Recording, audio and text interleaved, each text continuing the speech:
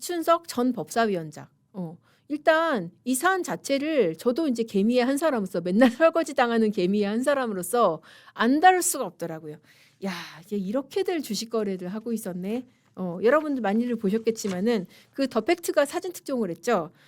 국회에서 지금 이렇게 그 폰으로 주식 거래를 하고 있었다는 거 아닙니까? 근데 그 폰에 나타난 이 주식 소유자의 이름이 자기 이춘석 이름이 아니고 보좌관 이름이잖아요. 오래된 보좌관 이름.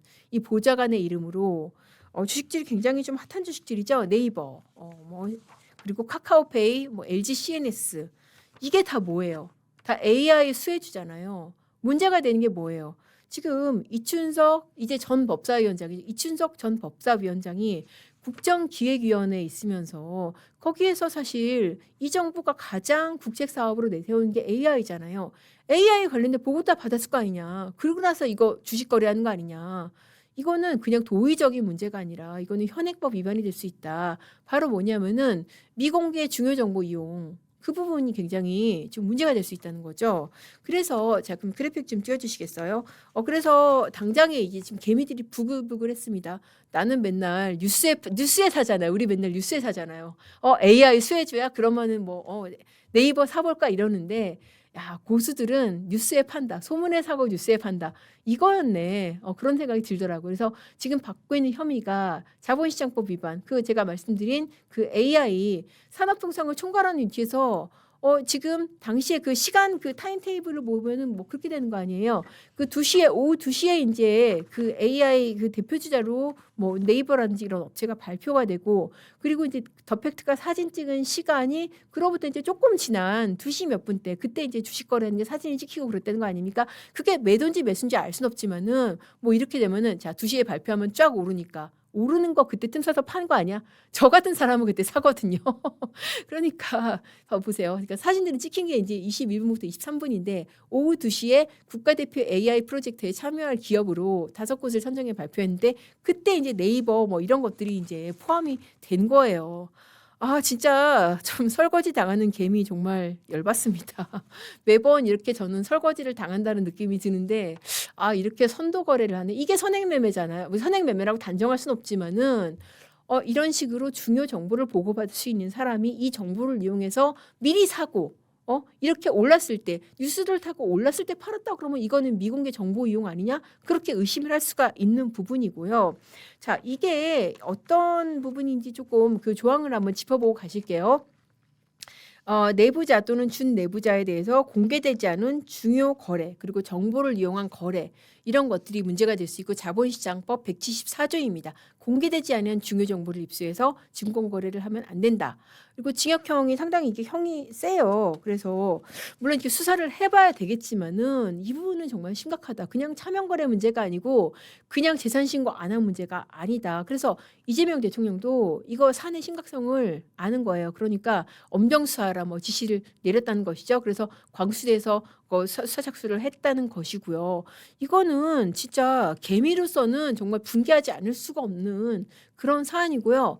자, 그래서 이제 짚고 넘어가야 되는 게 뭐 제명한다고 그러죠. 근데 제명이 같은 제명이 아니라서 여러분도 뉴스에 속으실 것 같아서 제가 지금 층위를 구분을 좀 해드리겠습니다. 자, 자진 탈당이 있고 제명이 있고 의원직 제명이 있습니다. 처음에 이준석 의원이 자진 탈당했잖아요. 근데 이거 아무것도 아니에요. 복당할 수 있어요. 복당하는데 별다른 제약 없고 김남국 지금 비서관이죠. 2023년 5월에 복당을 했습니다. 코인 거래하다가 그때 탈당했다 복당을 했고 이번에 제명 그러니까 정청래 당대표가 제명하겠다고 그랬죠. 그 민주당 제명이에요. 의원직 유지하고 무소속 의원으로 활동할 수 있습니다. 아무것도 아닌 거 아니에요? 그러니까 진짜 해야 되는 거는 사실 의원직 제명이에요. 의원직 제명하려고 그러면은 근데 윤리특위 거쳐야 되고 본회의 의결을 해야 되는데 의석 구조상 이제 이게 될까 싶은 거죠. 제적의원 3분의 2 그러면 이제 의원직 상실이 됩니다. 그래서 궁극적으로 해야 되는 건 이쯤 되면은 의원직 제명인데 일단 좀 수사를 해야겠죠. 근데 수사가 제대로 될 것인가? 이쯤에서 필요한 게 바로 특검이라는 거예요. 그래서 오늘 뭐 어젠가요? 그러니까 국힘에서 특검 발의를 했다고 그러죠. 이춘석 특검. 특검은 이런 데 해야 되는 겁니다. 사실 특검이라는 게 존재 의의가 뭐예요? 그냥 검격에 맡겨놓으면 못하는 사안 같은 경우에 특검을 해야 되는 거잖아요. 경찰에 수사 지시를 했다 그러는데 경찰이 이거 제대로 할까요? 하는 흉내만 내지 않을까? 여러분들 그런 의심을 하시잖아요. 그러니까 이런 사안이야말로 특검을 해야 되는 사안이다. 검경으로부터 공정한 수사를 할 것인가 그런 의심이 있을 때 특검을 해야 되는데 이런 사안이야말로 특검을 해야 된다. 이렇게 지금 지적을 드리고 싶고 자 그렇게 해서 이제 이준석 의원이 어떻게 보면은 잠깐 어떻게 보면은 뭐 소나기를 피해서 제명도 그러니까 당 제명도 되고 뭐 수사도 받고 그러겠다는데 이쯤에 나타난 사람이 누구예요? 바로 추미애 법사위원장. 원래 이준석 전 법사위원장이 이준석 의원은 사실 선수에 비해서는 인지도가 좀 낮았어요. 근데 법사위원장을 하면서 굉장히 오버를 했던 것 중에 하나가 뭐냐면은 제가 지난 시간에 다뤄드렸는데 사법부 엄중히 경고합니다. 그거 냈었잖아요. 그때 영장 기각했다고 사법부 엄중히 경고합니다. 안 그러면은 이딴 식으로 하면 특별재판부 합니다. 그렇게 해서 제가 그거 다뤄드리면서 이거 제정신이야, 이 미친 거 아니야?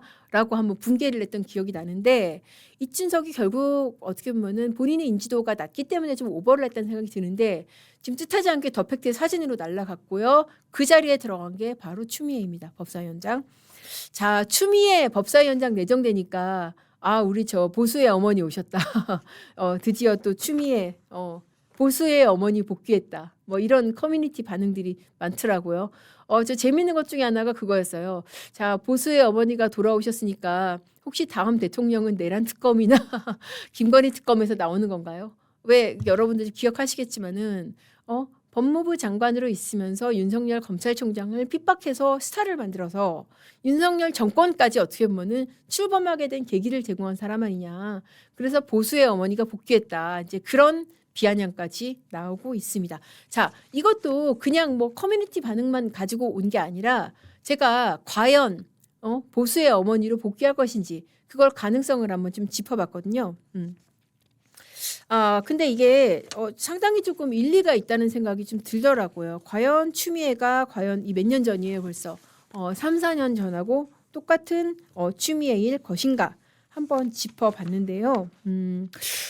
약간 좀 아니다 그런 의견들이 좀 있더라고요. 뭐 민주당의 분석이기 때문에 저는 더 조금 의미가 있지 않을까 싶은데요. 민주당 인사 그리고 이제 법조를 아는 사람들의 분석으로는 그때랑은 다르다. 왜냐하면은 일단은 추미애 당시의 의원이 그렇게 강경했던 시대는 여소야되었다. 특히 이제 2000년대 초반에 그랬고 문재인 정권에도 마찬가지. 그때 뭐 여소야대는 아니었지만은 여당이 지금처럼 강하지는 않았다. 그래서 그렇게 오버해가지고 본인이 오버해가지고 검찰을 때려잡을 필요가 없었다. 그리고 두 번째 중요한 차이 중에 하나가 과거의 추미애랑 다를 것이다 라는 예측을 하게 하는 중요한 요소 중에 하나가 뭐냐면은 이제 윤석열 사단이 없다는 거예요.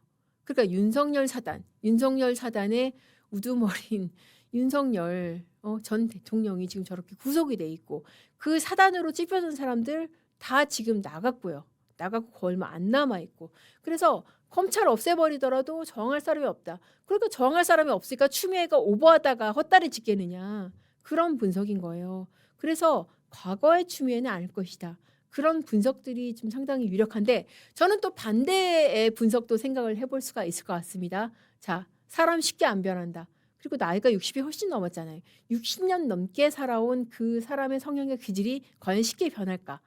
어쨌든 자기 공을 내세우려다가 또 무리할 수 있다. 그럴 가능성은 충분히 있다라는 생각이 들고요.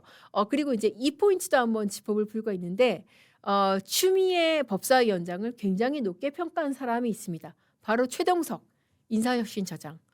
자, 날이면 날마다 저희가 방송도 하는데 일일 일 최동석. 그러니까 최동석이 없으면 방송 아이템이 찾아지지 않을 정도로 그야말로 망언의 퍼레이드를 벌이는 그런 사람이죠. 자기 이제 인사혁신처장, 인사 전문가라고 해서 뭐 점수 매겼잖아요. 리더십 점수 매겼는데 이재명 대통령이 뭐 무슨 신이 내린 지도자라고 그 96점 매겼잖아요.